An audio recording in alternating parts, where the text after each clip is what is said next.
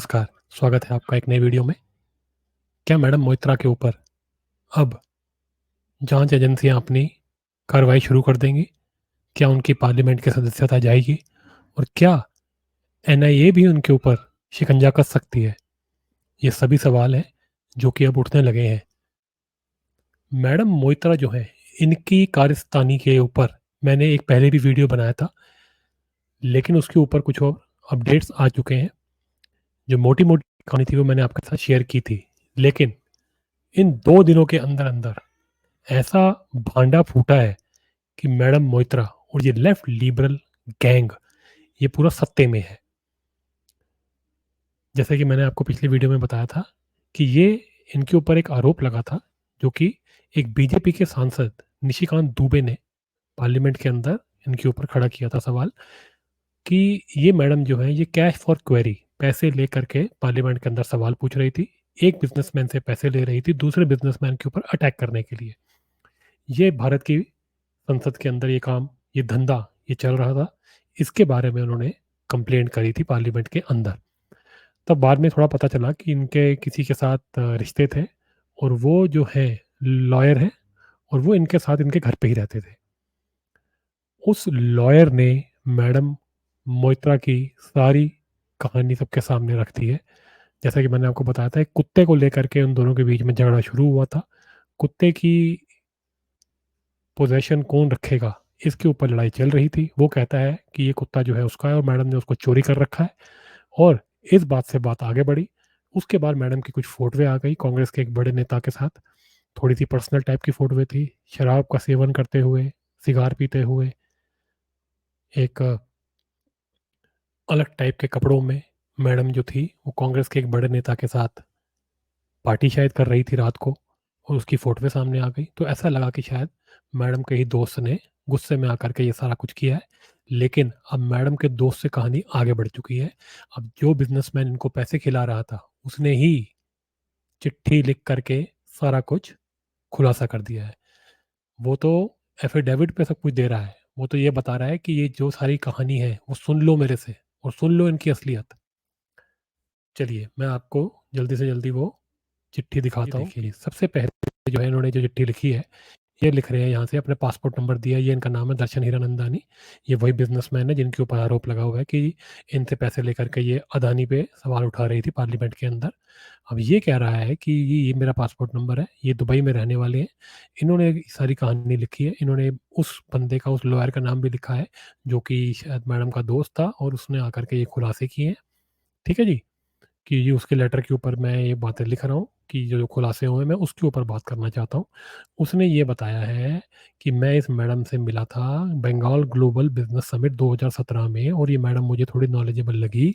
लगा कि इसको नॉलेज है, इसको समझ है बिज़नेस की, तो मेरी इससे बात बढ़ी और इस मैडम ने मुझे भी मेरे से बातें करनी चालू करी और हम बिज़नेस को लेकर के इंटरैक्ट करते थे और मैं जो है जब भी कोलकाता, दिल्ली या मुंबई आया करता था, तो ये मैडम जो है मुझसे मिलती थी। कभी फ़ोन पे बात होती थी और कभी मिलना भी रोज़ फ़ोन पे डेली बात हुआ करती थी या हफ़्ते में बात हो जाया करती थी मैडम से। इतना कॉन्टैक्ट में ये मैडम के साथ रहने लगे और इन्होंने कहा जैसे-जैसे जो है हमारी बातें बढ़ती गई, उस तरह इन्होंने जो है मुझसे चीज़ें डिमांड करनी शुरू कर दी।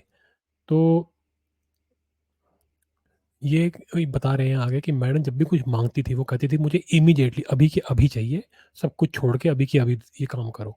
इस तरह की बात करती थी और ये कहते हैं इस तरह से एक तरह से उनके ऊपर इस मैडम का कब्ज़ा भी हो गया था कि वो जो भी करना चाह रहा है मतलब उसके सारे काम जो है ये मैडम कंट्रोल करने लगी थी, वो ये बता रहा है इस चिट्ठी के अंदर।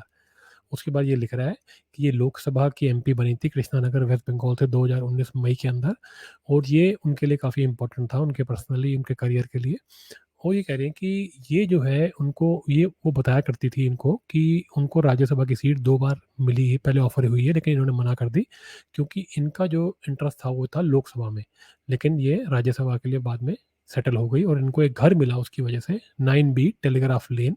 ये क्योंकि मेंबर ऑफ पार्लियामेंट है तो इनको घर मिलता है तो इनको वहाँ पे घर मिला और ये वहाँ पे जो है रहने लगी और वहाँ पे रहने की वजह से और मेंबर बन जाने की वजह से इनको जो है बहुत से बड़े-बड़े लोग आकर के इनसे मिलने लगे और ये कह रहे हैं मैंने भी कई बार इनको होस्ट किया और इनके कभी लंच डिनर पे इनको मिला इनसे और कई जगह सोशल इवेंट्स पे भी इनसे बातचीत होती रही। ये उसने अपना बैकग्राउंड मैडम के बारे में बता दिया है।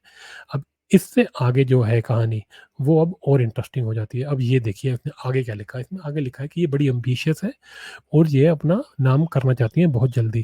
तो ये कहती हैं इसके लिए क्या किया, इसने ये स्ट्रैटेजी बनाई कि नरेंद्र मोदी पे डायरेक्टली अटैक किया जाए, क्योंकि ये प्राइम मिनिस्टर हैं देश के, तो इनका नाम ज़्यादा जल्दी बढ़ जाएगा आगे।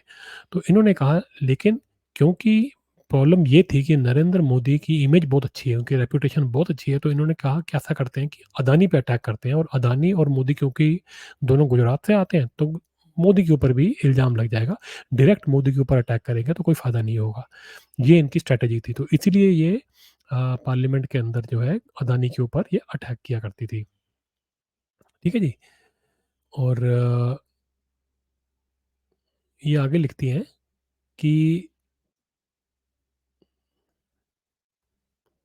जी, उसके बाद ये लिख रहे हैं कि ये बेसिकली कर क्या रही थी कि इनको पता था कि इंडियन ऑयल कॉर्पोरेशन जो है, ये इनको एक एग्रीमेंट करना चाहती थी इनकी कंपनी के साथ, अदानी के साथ, और इस चीज़ के बारे में इनको पता था क्योंकि ये मेंबर ऑफ पार्लियामेंट है और इसको लेकर के ये सवाल पूछ रही थी। और ये देखिए इन्होंने क्या हरकत करी है, ये बता रहे हैं कि उसने मेरे साथ अपनी ईमेल आईडी भी दे दी पार्लियामेंट की। ये बहुत सीरियस मामला यहाँ पे बन जाता है, इसलिए यहाँ पे मुझे लग रहा है कि एनआईए भी घुस सकती है। क्योंकि ये कह रहे हैं इन्होंने मेंबर ऑफ पार्लियामेंट ने अपनी ईमेल आईडी हमें दे दी कि जाओ और इस पे लिख के दो सवाल अपने, और कह रहे हैं मैंने उनको उस ईमेल आईडी के ऊपर इन्फॉर्मेशन दी और सवाल लिख के भेजे, और जिससे ये बड़ी खुश हो गई। और ये मुझे कहने लगी कि ये जो सपोर्ट है ये इनको और भी फ्यूचर में मैं करता रहूँ। और ये कह रही है इन्होंने ये जो इनको जो सपोर्ट है अदानी के ऊपर अटैक करने का, ये इनको अपोजिशन से भी मिला और मीडिया के कई लोगों ने इनकी हेल्प भी करी। ठीक है जी? और ये कह रहे हैं कि मेरे को इन्होंने अपना पार्लियामेंट का लॉगिन और पासवर्ड दे दिया कि डायरेक्टली सवाल तो खुद ही पूछ ले पार्लियामेंट में। सोच के देखिए देश के अंदर ये लोग मतलब इतने बड़ी पोज़ीशन पे बैठे हैं, पार्लियामेंट के तुम मेंबर हो राज्यसभा के, और तुमने अपना ईमेल, अपना लॉगिन और पासवर्ड पार्लियामेंट का एक दुबई में बैठे बिज़नेसमैन को दे दिया। सोच के देखिए आप इन लोगों की मक्कारी, और देखिए किस तरह का पैसे का नंगा खेल ये लोग खेलते हैं। ठीक है जी? और कह रहे हैं इसके अंदर कुछ नाम है, ये सुचेता दलाल का नाम यहाँ पे आ रहा है कि इन्होंने इसकी हेल्प करी। सुचेता दलाल जो है ये बहुत बड़ी पत्रकार बनती है, फाइनेंशियल पत्रकार। उसने इसकी इस कांड में अदानी के ऊपर अटैक में इसने हेल्प करी। उसके बाद 2 वकील हैं इसके, शार्दुल श्रॉफ और पल्लवी श्रॉफ, इनका भी नाम उसने लिखा है इसके अंदर। और ये कह रहे हैं कि मेन काम यही था कि इन्फॉर्मेशन जो है वो निकालो अदानी से रिलेटेड और उसके ऊपर अटैक करो पार्लियामेंट के अंदर। ठीक है जी? और कह रहे हैं इस काम के अंदर राहुल गांधी से भी इसकी कई बार बातचीत हुई है, और राहुल गांधी के अलावा इनकी बड़े-बड़े जो ये अखबार हैं बाहर के, जो ये भारत विरोधी बातें करते हैं, financial times, New York times, BBC और कई इंडियन अखबारें भी, इनसे भी उसकी बातचीत चलती रहती थी और ये इन्फॉर्मेशन निकालने की कोशिश करती थी और इनके ऊपर अटैक करने का काम करती थी। ठीक है जी? अब ये कह रहे हैं कि जैसे ही मेरी दोस्ती महुआ ये मैडम मित्रा से बढ़ी है, तो उसके बाद कह रहे हैं मेरे को सपोर्ट मिला बहुत से स्टेट्स के अंदर, अपोज़िशन का जहाँ-जहाँ सरकार थी वहाँ पे मुझे सपोर्ट मिला। क्योंकि इसका जो है ना बाकी जो अपोज़िशन है, जैसे ये इसने नाम लिखे हैं जैसे कि राहुल गांधी, शशि थरूर और पिनाकी मिश्रा, ये नेता हैं सारे, इनकी साथ जो है इसकी बड़ी अच्छी दोस्ती है और इसकी वजह से मुझे जो है इन लोगों की जहाँ-जहाँ सरकारें हैं कांग्रेस की, वहाँ से मुझे सपोर्ट मिलना चालू हो गया। और जैसे ही ये काम शुरू हुआ, इसने उसका फ़ायदा उठाने की कोशिश करी और मेरे से चीज़ें माँगनी शुरू कर दी। और कह रहे हैं जी ये क्या करता था कि क्या प्लानिंग थी इसकी कि जितना मैं इससे इसके पास रहूँगा, इसकी मदद लेने की कोशिश करूँगा, उतना ही मुझे इसको गिफ्ट देने पड़ेंगे। ठीक है जी? और ये बता रहा है इसने इसको क्या-क्या गिफ्ट दिए हैं। कह रही है मुझसे माँगा करती थी और मुझे गिफ्ट देने पड़ते थे, लग्ज़री आइटम देने पड़ते थे। इसका घर मुझे ठीक करवाना पड़ा सारा, इसके घूमने-फिरने के एक्सपेंसेस, इसकी छुट्टियाँ मनाने के एक्सपेंसेस, उसके अलावा इसके जो खर्चे थे, घर-बार के जो खर्चे होते हैं, सेक्रेटेरियल के खर्चे हो गए, लॉजिस्टिकल हेल्प, ये सब, कि ये इंडिया में पूरे घूम सके इधर-उधर के। जहाँ भी पूरी दुनिया में भी अगर घूमती थी तो उसके सारे खर्चे ये सर ही उठा रहे थे। और कह रहे हैं मैं इसको नाराज़ करने का रिस्क नहीं ले सकता था, और कई बार मुझे ऐसा लगा कि ये मुझे प्रेशराइज़ कर रही है, मेरे पे दबाव बना रही है कि मैं इसके लिए ये सारे काम करूँ। तो जी इस तरह के बड़े-बड़े खुलासे इस आदमी ने अपनी चिट्ठी के अंदर कर दिए हैं, और ये मैडम मोइत्रा जो हैं, ये बुरी तरह फँस चुकी हैं।